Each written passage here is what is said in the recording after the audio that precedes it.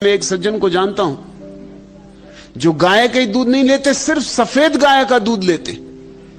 एक दफा मेरे साथ यात्रा करनी पड़ी, बड़ी मुसीबत। अगर जरा सा काला दाग हो गाय पर, खत्म, बिल्कुल सफेद गाय चाहिए। मैंने उनसे पूछा कि ये मामला क्या, क्या तुम सोचते हो काली गाय का दूध काला होगा? दूध तो सफेद ही होगा। उन्होंने कहा कि वो तो ठीक, लेकिन काला रंग तमस का रंग है, सफेद रंग सात्विकता का रंग है। अब अगर ऐसी मूढ़ताओं में पड़ोगे और ऐसे जाल अपने चारों तरफ खड़े करोगे तो तुम्हें बहुत तरह के ढोंग करने पड़ेंगे। अब भूख लगी है जोर की और गाय का दूध नहीं मिल रहा और भैंस का पीना पड़ा, तो चित्त में लगेगा ढोंग हो रहा है। इसलिए नहीं कि भैंस का दूध पी रहा है इसलिए ढोंग हो रहा है, बल्कि इसलिए कि वो जो धारणा बैठी मन में कि गाय का ही पीना था तो ही सात्विक था। तुम्हारी जितनी ज्यादा धारणाएं होंगी उतना तुम्हारे भीतर ढोंग होगा। मैं एक सज्जन को जानता हूं जिनकी यह धारणा थी कि जब वो पानी भरें तो अपना बर्तन साफ करें, उस वक्त कोई स्त्री नहीं गुजरनी चाहिए। स्त्री गुजर गई कि बर्तन गंदा हो गए, फिर से बर्तन मले।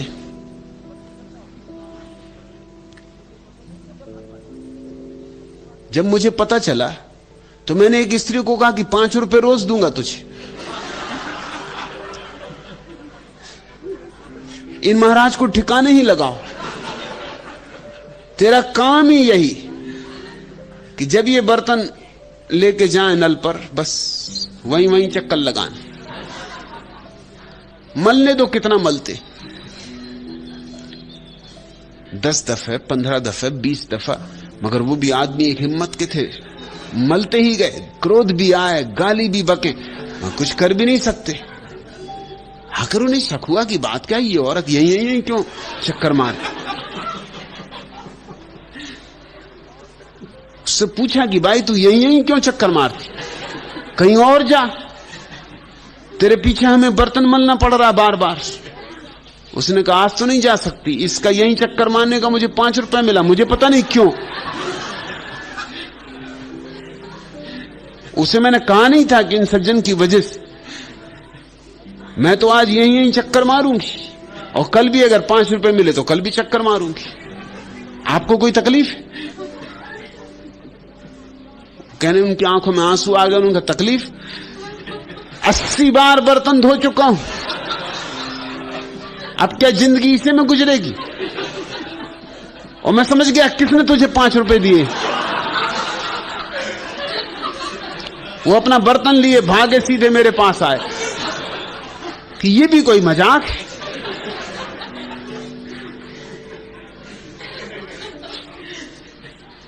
मैंने कहा आज तो तुम्हें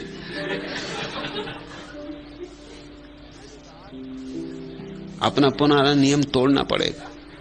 उन्होंने कहा वो तो ढोंग हो जाए। मन में मेरे भी कई बार आया, 80 बार हो गया बर्तन धोते धोते। मन में मैंने भी सोचा एक आध बार इधर को आंख करके, ये अपन ने देखा ही नहीं। जब देखे नहीं तो बात ही क्या, हालांकि देख तो लिया मगर देखे ही नहीं। पानी भर के अपने घर जाओ, अब ये दिन भर कब तक करते रहोगे, मगर वो ढोंग हो जाएगा। अब तुम सोचते हो ढोंग कैसे पैदा होता है?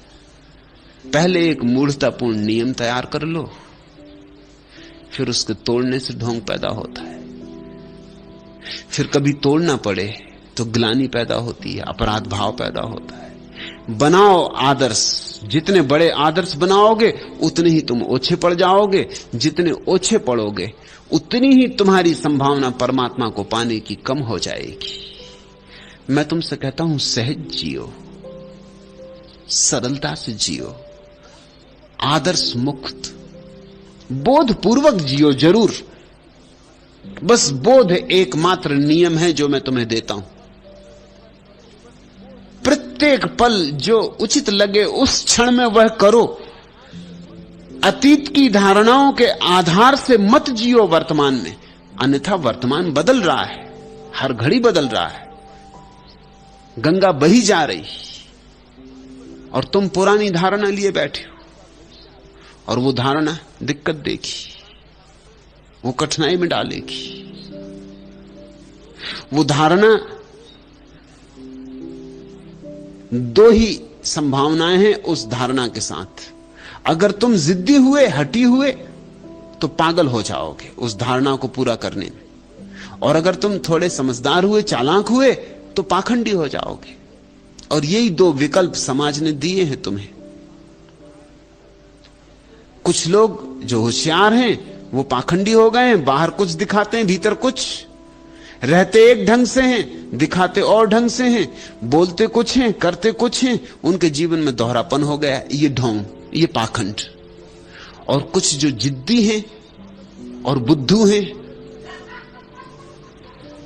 वो पागल हुए जा रहे हैं, वो 80 दफे बर्तन मल रहे हैं, मगर एक बात सीधी सी समझ में नहीं आ रही कि स्त्री के निकलने से बर्तन गंदा हो ही नहीं रहा। मैंने उन सज्जन को कहा कि 80 बार बर्तन धो के भी तुम्हें यह अकल ना आई।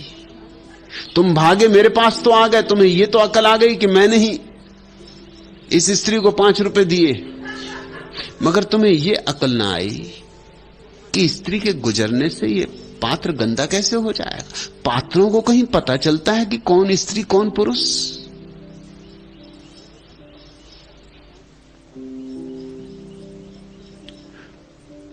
और तुम नल पे बैठे पानी भर रहे हो, और ये नल जिस झील से आ रहा उस झील पे स्त्रियां घूम रही होंगी,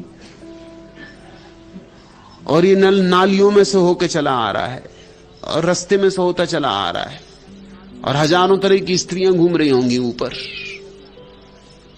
और 1000 गंदियों में से गुजर रहा है ये नल की नली।